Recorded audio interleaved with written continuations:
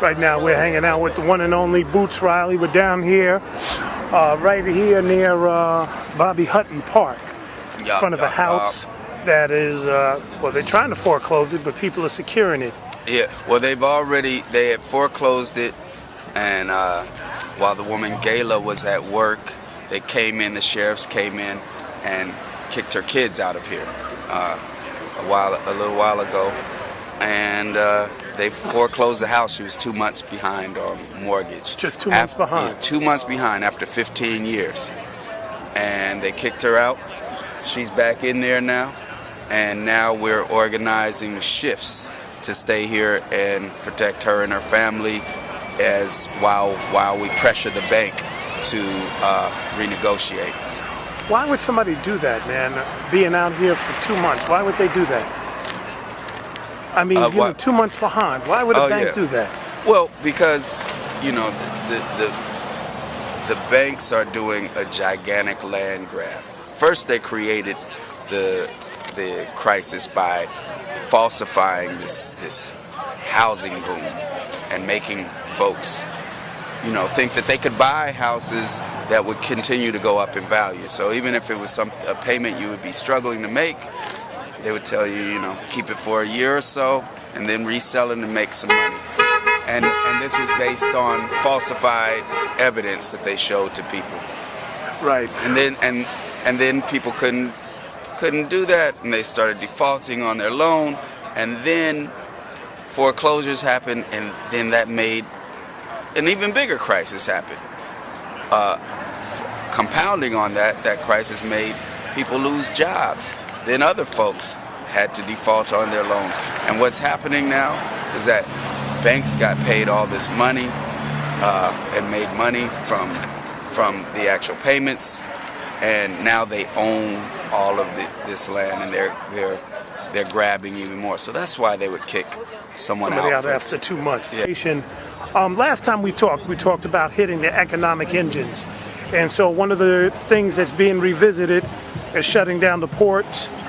We had shut down the port of Oakland, but now there's a call to do it up and down the West Coast. Well, just to be clear, when we shut down the port of Oakland, it was part of a general strike in Oakland. I just want to be clear on that, and that's one of the differences. We didn't just shut down the port. We had a general strike in Oakland, around 50,000 people involved, I'd say. But what's happening on December 12th is that is an action that is three things. One, it's a response to the coordinated attacks that the 1% made against the Occupy Wall Street movement a couple weeks ago, in which they had police force coordinate and brutally attack people and uproot Occupy Wall Street encampments all over the country. Now, we are coordinating an attack against them by having every seaport from Anchorage down to San Diego shut down. And this is including Occupy Vancouver, so this is international. We also just heard that Houston is jumping on board. So, wow. So it's something that's getting big. There are people that are talking about some ports on the East Coast. We'll know about that soon. Now, we're only 6 days out from December 12th, but if you remember, we called the general strike 6 days out from the last one. So we've got some time to make this a really big action. People are doing outreach at the ports to make sure the truck drivers know what this is about. We are working with rank and file longshoremen and making all of this happen. So that it's not just an answer, though, to those attacks. The other big part of it is that it's in solidarity with longshoremen in Longview, Washington, who are embattled with the grain exporter EGT. EGT is co-owned by Bungie Limited. The whole EGT is a multinational food conglomerate, and they're known for union busting all over the country, and all over the world. And in Argentina, they fled there, only millions of dollars in taxes, and are wanted for doing so. Anyway, in Longview, almost every longshoreman there has been arrested for their actions fighting EGT. Wow.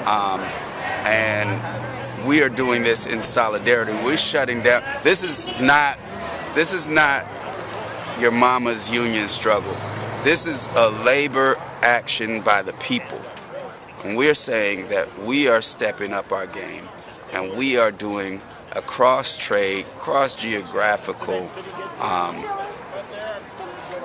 action that says to the 1%, you're not just going to pick on one little part of us. We're all sticking together. You know, it's kind of like if you come from a big family in the South, somebody doesn't want to go fight one of the brothers because they're going to have to fight every other brother that's in that family. And that's the kind of working class unity we're trying to build. The other thing that we're dealing with this West Coast port shutdown on December 12th is that the truck drivers at these ports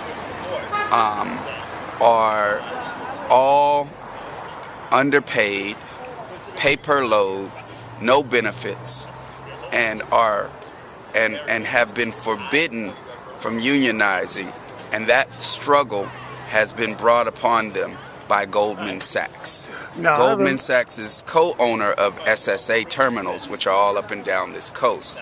And Goldman Sachs is the one that tanked the economy, or played a big role in it. Yeah. And so all of this stuff is coming full circle. Bungie Limited that I talked about is a Wall Street traded company as well. Goldman Sachs is not just some company that exists on Wall Street and in the boardroom. They're a company that actively squashes people's struggle for higher wages. These port truckers at all of these ports are usually immigrant labor who are trying to fight for better living conditions.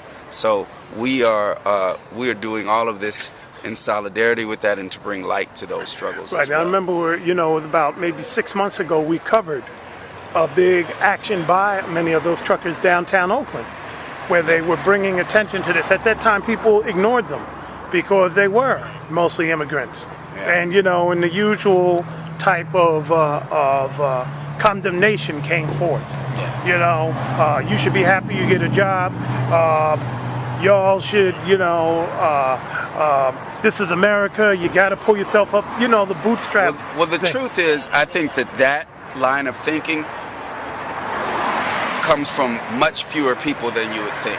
But it is the line of thinking that gets put out there the most. Now, I think what's happening right now in the world and in this country is that people with more radical lines of thinking or more progressive lines of thinking are taking action. And everyone that's been so far in the middle are now seeing that there's change that can be made. So though these port truckers struggles in the past have been unheard, they won't go unheard anymore. We're Occupy Oakland, the rest of the Occupy Wall Street movement, we're taking decisive action on these things, and that's one of them.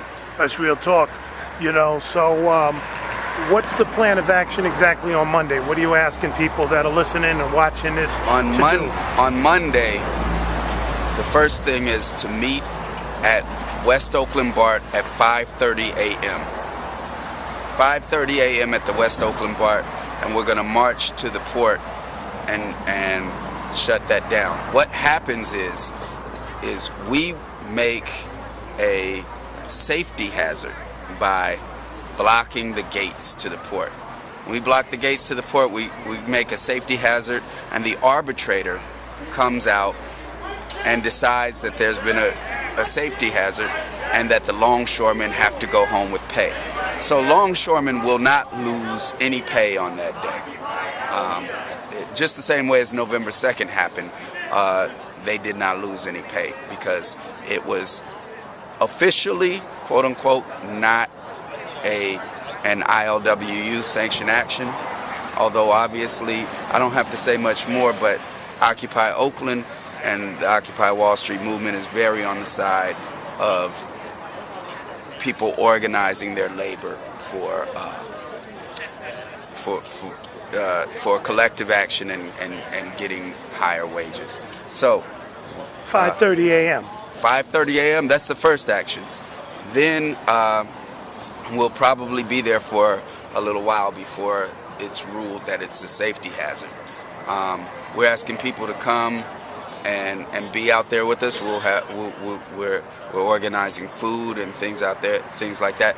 Then we're going to meet again at 4 o'clock downtown Oakland at Oscar Grant Plaza and do a second march to the ports and shut down the evening. Okay. Well, that's what we'll be on the lookout for. We'll also be keeping an eye out on San Diego, Seattle, Vancouver, Los Angeles, and now we're hearing that Houston may be jumping in the fight, and that's big news right there. So once again, Boots, we appreciate it, and we will also keep an eye out on this house for people that are watching and seeing. Here's a lady who's been living here 15 years, 2 months behind on her mortgage, and they've removed her kids. She's back in right now thanks to the efforts of the crowd that you see here. But this sort of tyranny has got